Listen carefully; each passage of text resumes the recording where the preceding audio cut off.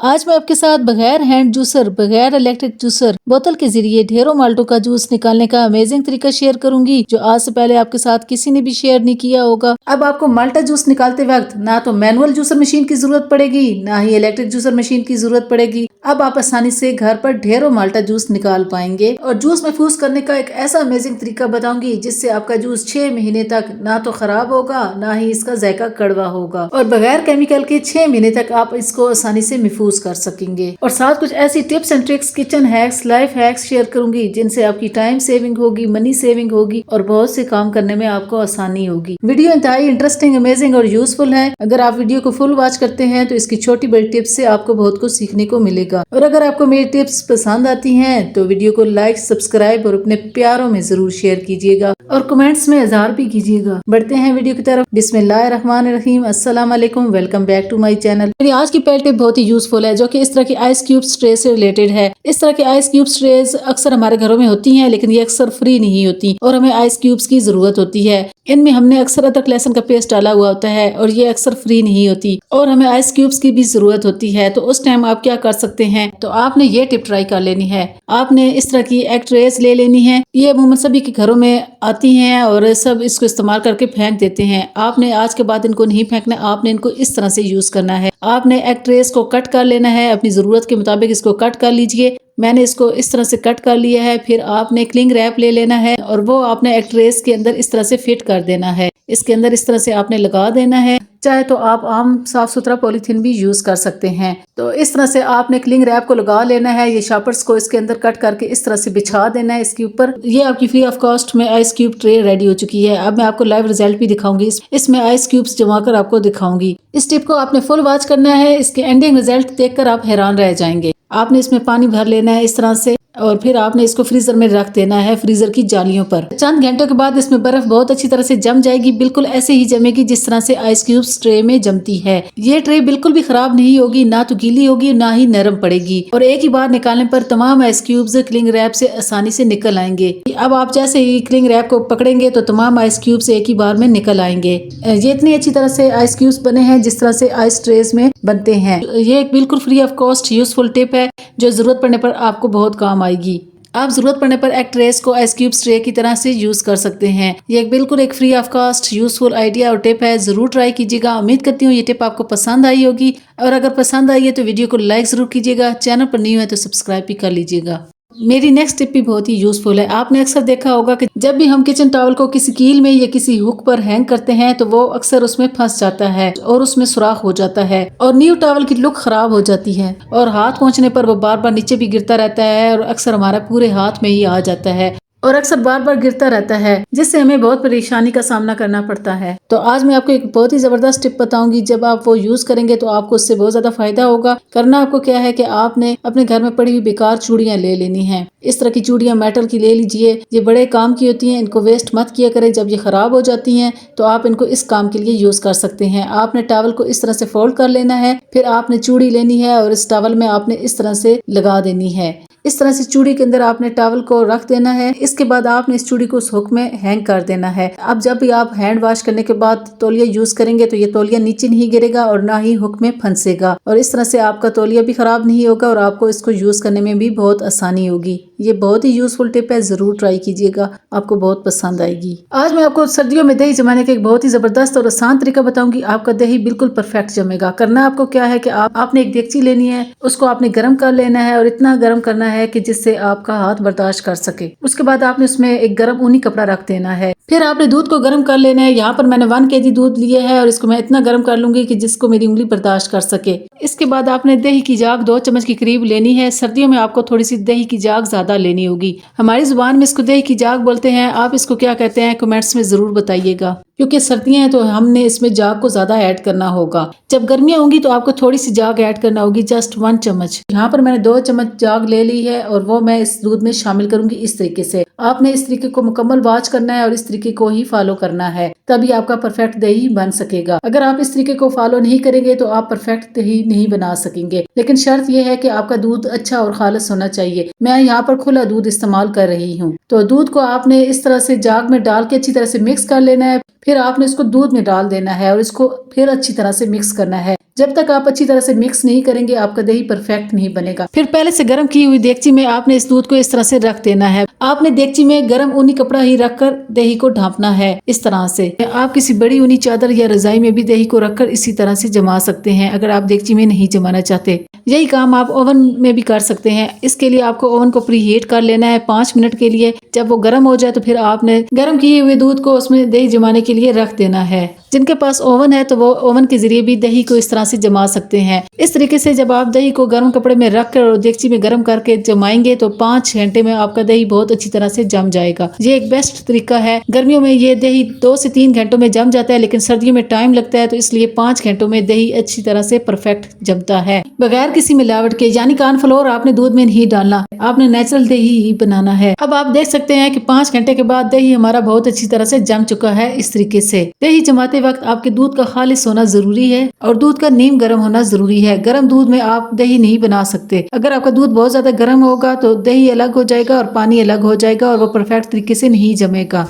तो ये एक परफेक्ट तरीका है। मेरा दूध भी थोड़ा सा नॉर्मल था। अगर आपका दूध अच्छा है, खालिस है, तो ये तरीका बेस्ट है। इसी तरीके से सर्दियों में आप दही को जमाया करें। उम्मीद करती हूँ ये दही जमाने का तरीका आपको पसंद आया होगा और आपके लिए हेल्पफुल रहेगा। जरूर ट्राई कीजिएगा और मुझे फीडबैक भी जरूर देना। मेरी नेक्स्ट टिप भी बहुत ही कमाल की है, जो कि इस तरह के टमाटो केचप के पाउच से रिलेटेड है। इस तरह के टमाटो केचप के पाउचेस सभी के घरों में इस्तेमाल होते हैं और इस्तेमाल करने के बाद खत्म होने पर इनको फेंक दिया जाता है। आज मैं आपको इनका बहुत ही जबरदस्त इस्तेमाल बताऊंगी। आपने करना क्या है कि जब भी इस तरह के टमाटो केचप के पाउचेस खाली हो जाएं तो इनको फेंकना नहीं है, इनको वेस्ट नहीं करना। आपने टमाटो केचप के पाउच का ऊपर वाला पार्ट यानी कैप वाला पार्ट कट कर लेना है इस तरह से कैंची की मदद से। और अब मैं आपको बताऊंगी कि ये पार्ट आपने कहाँ यूज करना है। जैसा कि सर्फ के पैकेट जब इस्तेमाल किए जाते हैं, कुछ लोग इसको डब्बों में डालते हैं और कुछ लोग इसको यूं ही ऊपर से कट कर लेते हैं और अक्सर वो बहुत ज्यादा कट हो जाता है, जिसकी वजह से सर्फ भी बहुत ज्यादा निकलता है। तो आपने ये कैप इस पैकेट पर इस तरह से यूज करनी है। आपने सर्फ के पैकेट को 1 से 1.5 इंच के करीब काट लेना है। फिर इस कैप पर आपने हार्ड ग्लू लगा लेनी है। एल्फी लगा लीजिए, कोई भी सुपर ग्लू लगा लीजिए। इस तरह से मैंने यहाँ पर हार्ड ग्लू लगाई है। फिर वो आपने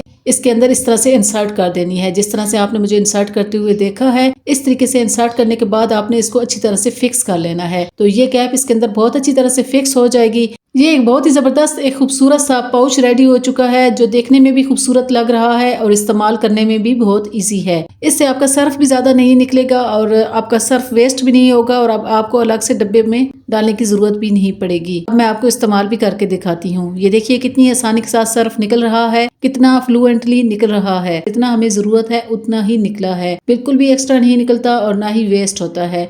ये एक बहुत ही यूजफुल टिप है, इसको जरूर ट्राई कीजिएगा, आपके बहुत काम आएगी। उम्मीद करती हूँ ये टिप भी आपको पसंद आई होगी, जरूर ट्राई कीजिएगा। मेरी नेक्स्ट टिप इस तरह के हैंगर से रिलेटेड है, जो कि बहुत ही यूजफुल है। ये हैंगर अक्सर रेडीमेड कपड़ों के साथ मिलते हैं और अमूमन सभी के घरों में ये पाए जाते हैं और इनको ज्यादातर अक्सर लोग इस्तेमाल नहीं करते क्योंकि इनकी क्वालिटी जरा हल्की होती है। तो आज आपको इनका एक बहुत ही बेहतरीन इस्तेमाल बताऊंगी। करना आपको क्या है, आपने इस तरह का एक हैंगर ले लेना है और फिर आपने हेयर पिन्स ले लेनी है। आपने 1 बाय 1 हेयर पिन को आपने इस तरह से लगाना है। हेयर पिन आपने इस हैंगर में इस तरह से इंसर्ट करनी है, फिर इसके ऊपर से हुक की तरह आपने मोड़ लेना है। ये बहुत इजीली मुड़ जाएगी और आपका एक बेहतरीन हुक तैयार हो जाएगा। ये देखिए, आपने इस हैंगर पर हेयर पिन्स की मदद से उतने ही हुक लगा लेने जितने इजीली इस पर आ सकते हैं। अब मैं आपको बताती हूँ आप ये कहाँ यूज करेंगे। अब आप इस पर अपने घर की तस्वीरें हैंग कर सकते हैं, बहुत आसानी के साथ हैंग हो जाएंगी। या किचन की छोटी मोटी चीजें आप इस पर हैंग कर सकते हैं, या आप इस पर अपने मास्क, कंघियां और चाबियां जो रोजमर्रा इस्तेमाल होती हैं, नेल कटर्स वगैरह, जब हमें अक्सर उनकी जरूरत पड़ती है तो ये चीजें हमें मिलती भी नहीं है। ये एक बहुत ही जबरदस्त टूल रेडी हो जाता है और आपके बहुत काम आएगा। जरूर ट्राई कीजिएगा। उम्मीद करती हूँ ये टिप भी आपको पसंद आई होगी।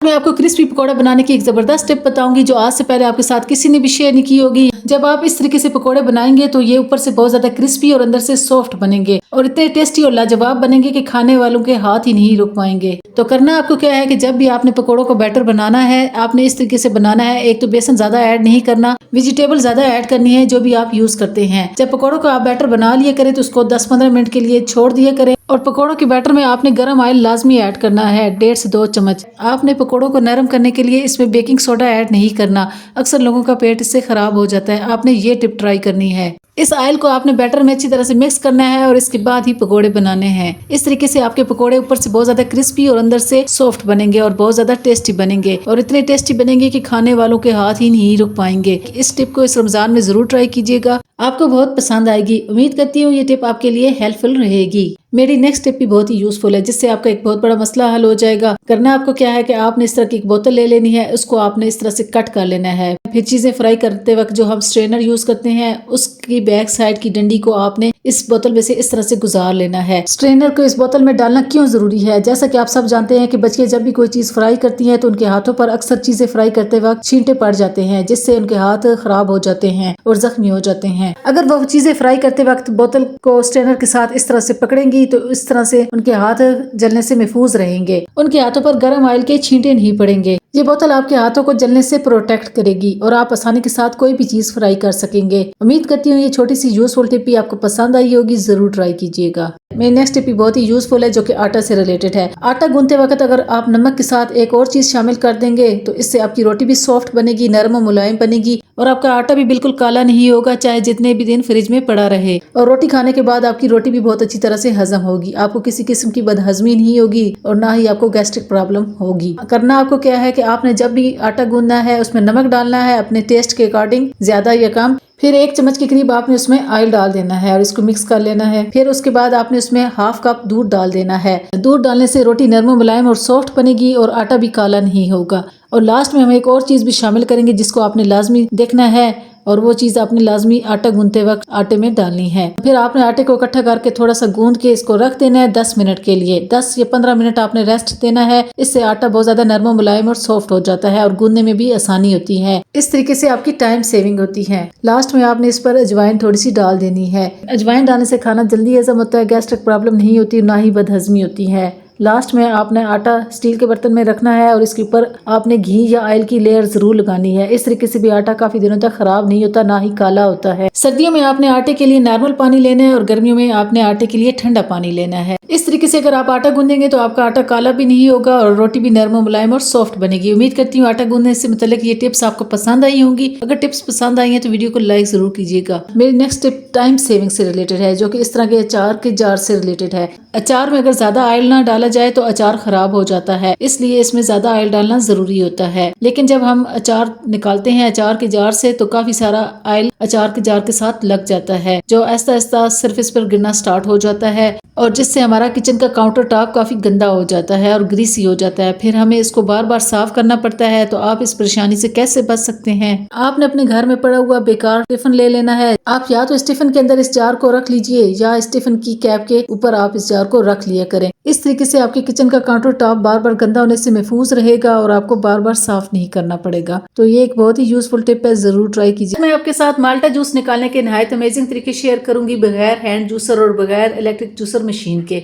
अब आपकी जान सस्ती महंगी जूसर मशीनों से छूट जाएगी और माल्टा जूस महफूज करने का भी एक बहुत बेहतरीन और शानदार तरीका बताऊंगी, जिससे 6 महीने तक ना तो जूस कड़वा होगा और ना ही इसका टेस्ट कलर खराब होगा और आप आसानी से इसको 6 महीने तक महफूज कर सकेंगे, इस्तेमाल कर सकेंगे। तो करना आपको क्या है कि आपने इस तरह के साफ सुथरे माल्टे लेने हैं, चाहे तो छोटे भी और सस्ते माल्टे भी ले सकते हैं। इनको आपने अच्छी तरह से धो लेना है। आपने इनको इस शेप में कट कर लेना है, जिस तरह से मुझे वीडियो में कट करते हुए देखा है। तो यहाँ पर मैंने इस तरह से माल्टों को कट कर लिया है। फिर आपने एक बाउल लेना है और आपने इसके बाद इस तरह का एक बाउल छोटा ले लेना है, जिसके पीछे कुछ इस तरह का डिजाइन बना हुआ हो। अच्छा, या आप कोई कांच का या स्टील का गिलास भी ले सकते हैं, जिसके पीछे कुछ इस तरह से डिजाइन बना हुआ हो। तो यहाँ पर मैंने ये छोटा बाउल ले लिया है, जिसके पीछे इस तरह से डिजाइन बना हुआ है। आपने इस छोटे बाउल को इस बड़े बाउल में इस तरह से रख देना है। इसके बाद आपने माल्टों को पकड़ना है और इस बाउल के ऊपर इस तरह से रख के रगड़ना है। तो इस तरह से जूस आसानी से निकलना स्टार्ट हो जाएगा, जैसे कि आप देख रहे हैं। इस तरीके से बहुत ही अच्छी और आसान तरीके से माल्टे का जूस निकलना स्टार्ट हो जाता है, जैसे कि अभी आप देख रहे हैं कि देखिए कितने अच्छी तरीके से ये जूस निकला है, एक कतरा भी नहीं रहा। ये बहुत ही इफेक्टिव तरीका है। इस सिलसिले में आपको मैनुअल जूसर मशीन की जरूरत नहीं पड़ेगी, ना ही हैंड जूसर मशीन की जरूरत पड़ेगी और ना ही इलेक्ट्रिक जूसर मशीन की जरूरत पड़ेगी। माल्टा विटामिन सी से भरपूर होता है। जो बच्चे माल्टा खाना पसंद नहीं करते उनको आप इस तरह से जूस बनाकर दिया करें। माल्टे में विटामिन सी काफी मिकदार में मौजूद होता है। इससे खाने से चेहरे पर कुदरती निखार पैदा होता है, खून साफ होता है और ये वायरल इन्फेक्शन से बचाते हैं। ये हमारी जिल्द को जवान बनाता है और इसके अलावा ये दिल, गुर्दे और फेफड़ों के कैंसर के खिलाफ तहफ़्फ़ुज़ देता है। कैंसर जैसी मौजी बीमारी को जिस्म में बनने से रोकता है। और मसूड़ों से खून आने को भी ये रोकता है इसमें, क्योंकि विटामिन सी काफी मिकदार में पाया जाता है। तो इसलिए जिन लोगों के मसूड़ों से खून आता है तो वो इसका इस्तेमाल ज्यादा से ज्यादा किया करें। माल्टे से जिस्म की गर्मी और जहरीले मादों का अखराज होता है और माल्टा कोलेस्ट्रॉल को नॉर्मल करता है और हाई ब्लड प्रेशर के मरीजों के लिए इंतहाई फायदेमंद होता है। मोटापे को भी कम करता है अगर इसको एतदाल के साथ खाया जाए। रमज़ान मुबारक में आप इसका जूस इस तरह से बनाकर इस्तेमाल कर सकते हैं, या जैसे आगे मैं आपको बताऊंगी। तो इस तरीके से मैंने तमाम माल्टों का जूस निकाल लिया है। फिर मैं इसको छलनी की मदद से अच्छी तरह से छान लूंगी। तमाम बीज अलग हो जाएंगे और जूस अलग हो जाएगा, जैसे कि अभी आपने वीडियो में देखा है। ये देखिए कितनी आसानी के साथ हमने माल्टे का जूस निकाल लिया है। इस वीडियो को आपने फुल वॉच करना है, इंतहाई इन्फॉर्मेटिव वीडियो है और आपको इससे भरपूर फायदा होगा। एंड तक वॉच कीजिएगा। तो अब मैं आपको दूसरा तरीका बताती हूँ। दूसरे तरीके में आपने माल्टों को छील लेना है, इस तरह से आपने कट कर लेना है, छोटे पीसेस में आपने इसको कट कर लेना है इस तरह से। फिर आपने एक बाउल लेना है और एक छोटी छलनी ले लीजिए और साथ एक छोटी बोतल ले लेनी है। इस छलनी में आपने पीसेस को रख के फिर बोतल के पीछे इस तरह से चूंकि डिजाइन बना होता है तो इसकी मदद से आपने इसको प्रेस करना है। तो इस तरह से जूस माल्टे का आसानी से निकल आएगा। ये भी एक आसान तरीका है। आप छोटे बच्चों को इस तरह से डेली जूस निकाल कर दे सकते हैं। मशीनों के जरिए काफी कचरा वगैरह बनता है, तो इस तरह से आप आसानी से जूस निकाल सकते हैं। अब मैं जो आपको एक बात बताने लगी हूँ उसको आपने बहुत गौर के साथ और तवज्जो के साथ सुनना है और उससे आप सबको बहुत ज्यादा फायदा होगा। अभी मैं अल्लाह को हाजिर नाजिर जानकर आपके साथ ये सच्ची बात शेयर कर रही हूँ। मेरा चैनल हैक हो गया था 2 दिन पहले और मैं बहुत ज़्यादा परेशान थी, जिसकी वजह से मैं वीडियो नहीं अपलोड भी कर सकी। तो मैंने इस परेशानी में अपने एक दोस्त के साथ रब्ता किया। उन्होंने मुझे टेक्निकल तनवीर असगर भाई साहब का नंबर दिया और वो पाकिस्तान के बेस्ट टेक नंबर 1 यूट्यूबर हैं और उनकी तमाम सर्विसेज ऑथेंटिक होती हैं। किसी किस्म की उनकी सर्विसेज में कोई फेक काम नहीं होता और ऑथेंटिक सर्विसेज देते हैं और उनकी पेड सर्विसेज होती हैं। पेड सर्विसेज इसलिए हैं कि लोग काफ़ी सारे तंग करते हैं, तो ये उनका हक बनता है। वो खुद बात करते हैं और टाइम पे बंदे को अच्छा खासा देते हैं।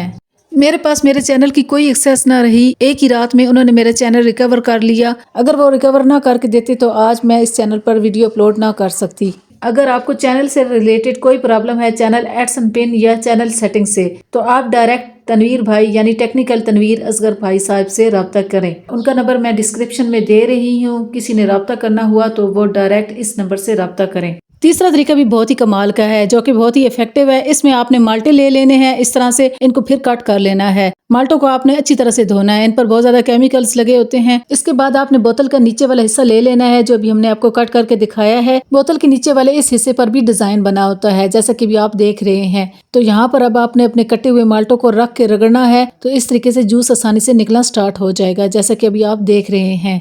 ये भी एक बहुत ही आसान और सस्ता तरीका है उन लोगों के लिए जिनके पास हैंड जूसर ना हो, जिनके पास इलेक्ट्रिक जूसर मशीन ना हो, तो वो इस तरह से काम चला सकते हैं। ये देखिए कितनी अच्छी तरह से माल्टे का जूस निकला है, एक कतरा भी माल्टे में नहीं रहा। इसके बाद आपने स्ट्रेनर से इसको छान लेना है, आपको प्योर खालिस जूस हासिल हो जाएगा जैसे कि भी आप देख रहे हैं। तो उम्मीद करती हूँ जूस निकालने का ये तरीका भी आपको बहुत पसंद आया होगा। जो भी तरीका आपको पसंद आया है कमेंट्स में जरूर बताइएगा। अब मैं आपको माल्टों की जूस से मुतालिक एक बहुत जबरदस्त टिप देने लगी हूँ जिससे आपके माल्टे का जूस 6 महीने तक खराब नहीं होगा। ना तो जायका इसका कड़वा होगा, ना कलर टेस्ट खराब होगा और बगैर केमिकल के आप महीनों इसको स्टोर कर सकेंगे। करना आपको क्या है कि आपने छोटे बड़े मिक्स माल्टे ले लेने हैं जो भी आप अफोर्ड कर सकते हैं। इस टिप को आपने एंड तक वॉच करना है ताकि आप भरपूर फायदा उठा सके और रमजान में भी और गर्मियों में भी आप इस जूस से फायदा उठा सके। यहाँ पर मैंने माल्टों का जूस निकाल लिया है इन्हीं तरीकों से। फिर इसको मैंने छान लिया है जो अभी मैंने आपके साथ शेयर किए हैं और ये हमारे पास 1 लीटर जूस हासिल हो चुका है। तो आप यहाँ पर माल्टे ले सकते हैं, छोटे बड़े मिक्स ले सकते हैं, खट्टे भी ले लीजिए तो बेस्ट रहेगा।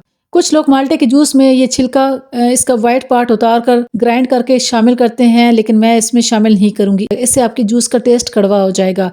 तो यहाँ पर मैंने 1 लीटर ये जूस ले लिया है। अब मैं आपको बताती हूँ इसको किस तरह से महफूज करना है और किस तरह से बनाना है। फिर आपने एक बर्तन लेना है और इसमें आपने 2.5 से 3 कप के करीब चीनी डाल देनी है। यहाँ पर मैंने 2.5 कप चीनी डाली है। चीनी अगर ज्यादा डालेंगे तो आपका जूस खराब नहीं होगा। फिर इसमें आपने थोड़ा सा पानी शामिल कर लेना है और चीनी को अच्छी तरह से पका लेना है, इसका शीरा सा बना लेना है। चीनी जब इस स्टेज पर पहुंच जाए तो आपने इसमें माल्टे का जूस शामिल कर देना है और इस माल्टे के जूस को फिर आपने अच्छी तरह से पकाना है। 10 से 15 मिनट खूब अच्छी तरह से पका लेना है। जूस जैसे जैसे पकता जाएगा तो ये पतला होना स्टार्ट हो जाएगा। आपने परेशान नहीं होना और इस पर झाग भी बनना स्टार्ट हो जाएगी। 4 अदद लीमू लेने हैं और इनका जूस निकाल कर आपने इस जूस में शामिल कर देना है, यानी माल्टे के जूस में आपने शामिल कर देना है। यहाँ पर लेमन जूस प्रिजर्वेटिव का काम करेगा और इसके टेस्ट को बढ़ा देगा। लेमन जूस शामिल करने से माल्टे के जूस भी खराब नहीं होगा। यहाँ पर आपने इसकी झाग भी साफ करते जाना है। साथ साथ झाग साफ करने से माल्टे का जूस क्लियर बनेगा। कुछ लोग इसमें मुख्तलिफ किस्म के केमिकल्स डालते हैं जैसे लुबान, तबाशीर और सोडियम बेंजोएट। इसके अलावा ऑरेंज लिक्विड आर्टिफिशियल फ्लेवर भी इसमें शामिल करते हैं। 30-40 मिनट पकाने के बाद आपने चूल्हा बंद कर देना है और इसकी कंडीशन कुछ इस तरह से हो जाएगी।